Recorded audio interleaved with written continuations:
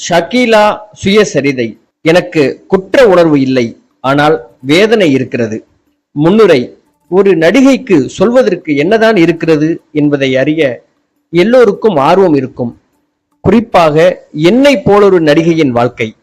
நானோ இந்த புத்தகம் உருவாகி கொண்டிருந்த பல கட்டங்களிலும் இதிலிருந்து விலகிக் கொள்ளவும், ஆனால் சில நேரங்களில் இப்படிப்பட்ட புத்தகம் அவசியமானது என்று கருதுவதுமான சஞ்சல மனநிலையில் சிக்கிக் கொண்டு இருந்தேன்.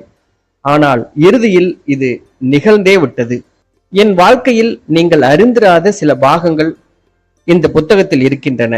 அதனாலேயே சிலருக்காவது எனக்குள்ளிருக்கும் பெண்ணையும் நடிகையையும் புரிந்து கொள்ள வேண்டும் என்ற ஆவல் இருக்கக்கூடும். கடந்து போன வாழ்க்கையின் இனிப்பும் கசப்பும் நிறைந்த எல்லாவற்றையும் மனம் திறந்து சொல்ல கிடைத்த ஒரு வாய்ப்பாகவே இதை நான் கருதுகிறேன். இந்த புத்தகத்தில் என் வாழ்க்கை